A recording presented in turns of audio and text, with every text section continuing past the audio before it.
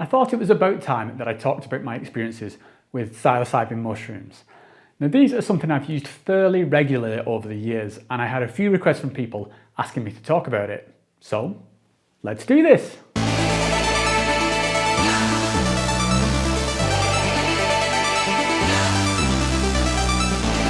Now, unlike when I drink ayahuasca, with my mushroom experiences there's no elaborate setup, there's no big saga about travelling to Peru.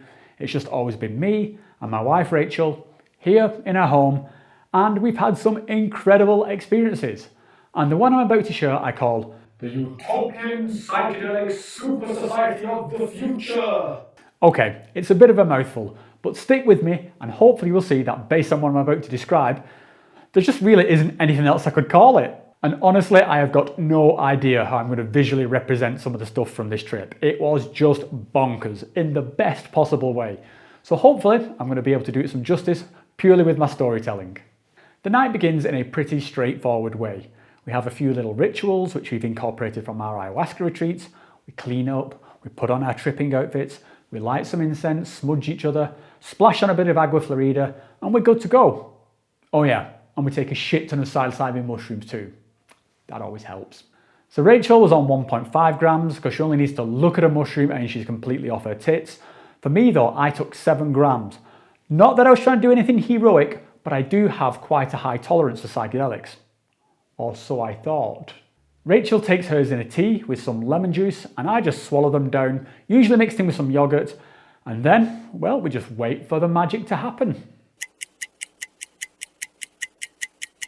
It started off pretty much the same way it always does. We were just chilling on the bed, listening to some psytrance music, when suddenly the standard stereo field of sound just widened out into this 4th dimensional audio tesseract. And like songs which just a moment before had been merely awesome were now the musical equivalent of a religious experience. It was like Vatican City had been recreated purely within the sonic realm.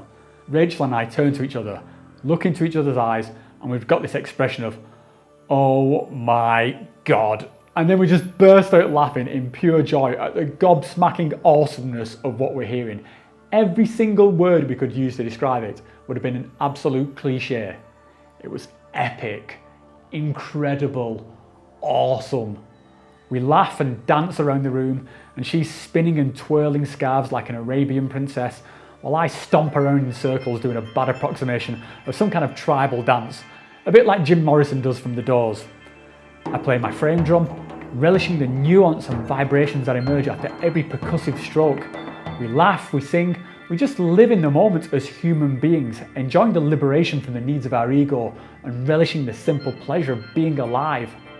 And then, at some point, I just slump down onto the bed and take a moment to catch my breath and collect myself. And that's when it happened.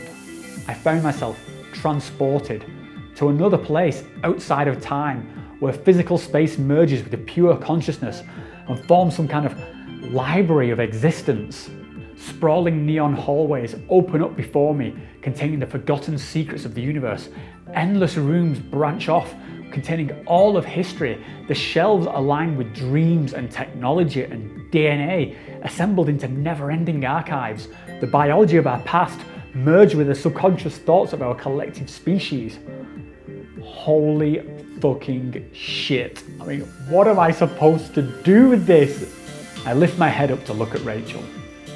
Rach, I don't want to freak you out, but I am not just tripping here. I am having a major fucking psychedelic breakthrough experience. Her beautiful smiling face begins to phase backwards and forwards amongst the cosmic tapestries appearing through the room. My visual field and psilocybin visions are intrinsically linked. There's no way to tell apart the physical from the ethereal. Suddenly, the veil between worlds splits open and I go in even farther, which I didn't know was even possible. I find myself in a perfectly imagined utopian society of some distant future timeline. A pristine city of stunning crystal architecture inhabited by recognisably human figures, and they appear to be effortlessly floating, just slightly off the ground as though in zero gravity. They congregate together in groups or perhaps families, and the feeling emanating from them is pure and complete bliss. every being around me is effortlessly manifesting their imagination in whatever creative output they choose to, whether it's singing or sculpture or scientific equations. As soon as they imagine the idea, it physically appears in the air in front of them, and then the creation itself evolves on its own into the most perfect version of itself possible. It would be like if right now you made the decision to have children, and that just by imagining that thought, your children came into being and are nurtured and grow before your eyes. They start their own families, they give love, they share memories of themselves with you in the most pure way imaginable. All of that happening within a single moment, but in every moment, all at the same time. And each one of these living dreams is in itself having its own experience, infinity creating infinity, transcending concepts like time and echoing across all existence. And while all this is going on, I am just dumbstruck. What I am seeing is amazing, literally amazing. I am fucking amazed. The thing is though, that every time something happens in this place, the occupants are just as amazed as I am. Everything here is novel. Surprised laughter fills the air. Boredom is just not an option. And this is us. This is humanity.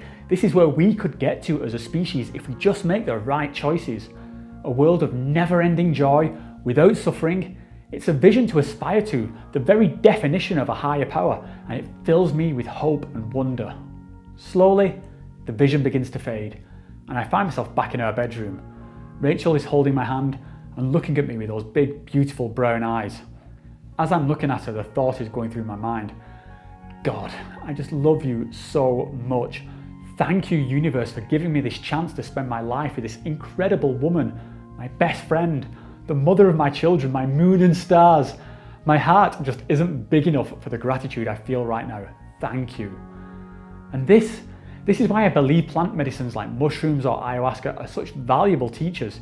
The things I've just said, I knew all along, but sometimes what's truly important, our love for each other, the smile of a child, the simple joy of spending time with friends, it gets lost under this mundane bullshit of modern life.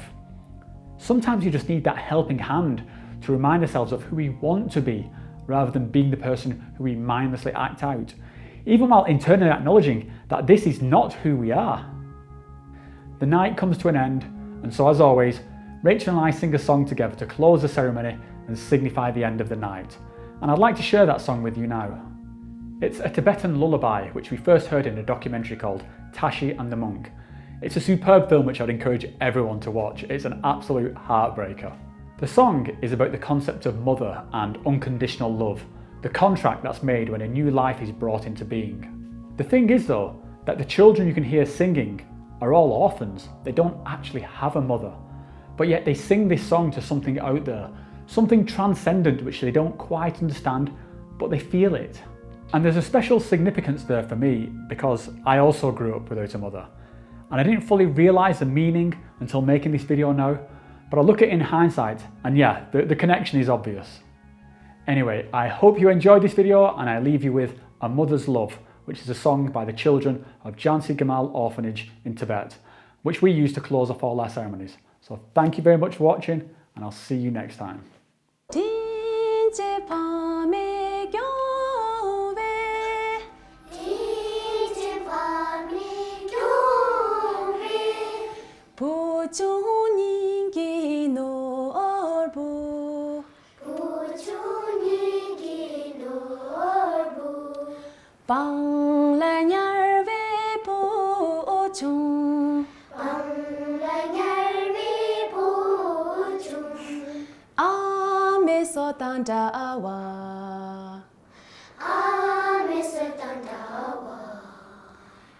Zamni sa chindina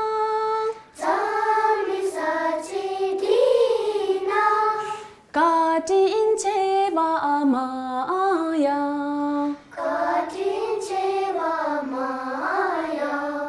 Tinche ame katin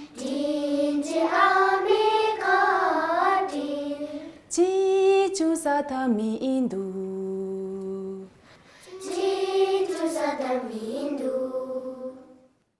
I just wanted to take a quick moment to give a big shout out and thank you to an artist called Kamora Jones, who very graciously gave me permission to use some of her work in this piece.